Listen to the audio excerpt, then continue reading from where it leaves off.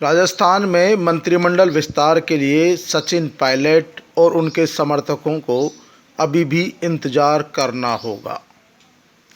लंबे समय बाद ये उम्मीद जगी थी कि अब जल्दी ही राजस्थान में मंत्रिमंडल का विस्तार होगा और सचिन पायलट और उनके समर्थकों को उचित स्थान मिलेगा। लेकिन राजस्थान में होने वाले विधानसभा उपचुनाव के चलते अब ये मंत्रिमंडल विस्तार उपचुनावों के बाद होगा। वल्लभनगर सीट और धरियावाद सीट पर हो रहे विधानसभा उपचुनावों के मद्देनज़र मुख्यमंत्री अशोक गहलोत किसी भी तरीके से मंत्रिमंडल विस्तार टालना चाहेंगे और वे चाहेंगे कि जब तक विधानसभा उपचुनाव नहीं हो जाते हैं तब तक ये विस्तार नहीं हो।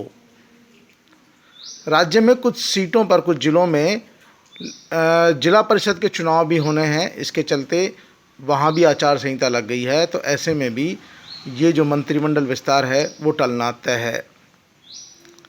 राज्य में विधानसभा उपचुनावों के मद्देनज़र मंत्रिमंडल टलने के साथ ही सचिन पायलट और उनके समर्थकों को अभी इंतजार करना होगा।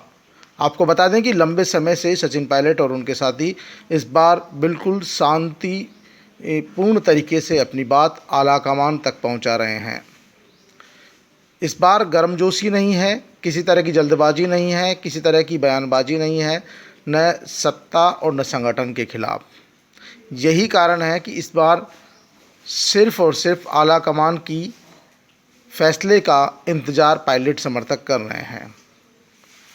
दबाव बनाने के लिए सचिन पायलट बार बार दिल्ली जा रहे हैं। आलाकमान प्रियंका गांधी और राहुल गांधी से भी बात कर रहे हैं ताकि सचिन पायलट के समर्थकों को, जिन्होंने विधानसभा चुनावों से पूर्व विधानसभा चुनाव में जीत के लिए जो मेहनत की है, उनको उनका इनाम मिले। लेकिन इस बार भी अजय माकन भी आ गए, दूसरे नेता भी आ गए, लेकिन अभी मंत्रिमंडल विस्तार की कोई तारीख तय नहीं है। हालांकि बीच में इस तरह का माहौल ज़रूर बनाया गया था कि आजकल में ही मंत्रिमंडल का विस्तार होगा।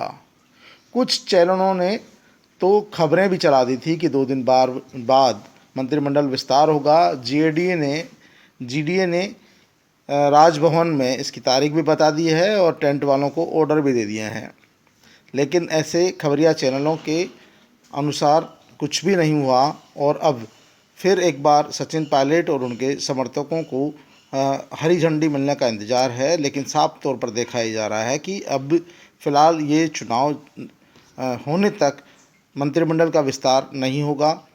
धरियावाद और वल्लभनगर दोनों ही विधानसभा सीटों पर उपचुनाव होने जा रहे हैं और इन उपचुनावों तक सरकार किसी भी तरह का जोखिम नहीं उठाएगी। खासतौर पर मुख्यमंत्री अशोक गहलोत नहीं चाहेंगे कि मंत्रिमंडल विस्तार हो।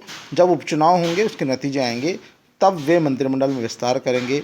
वो सचिन पायलट के किन समर्थकों को इस मंत्रिमंडल में स्थान देते हैं, किन किन लोगों को इस मंत्रिमंडल में भागीदारी मिलती है, सचिन पायलट का क्या रोल होता है, ये आने वाला समय तय करेगा।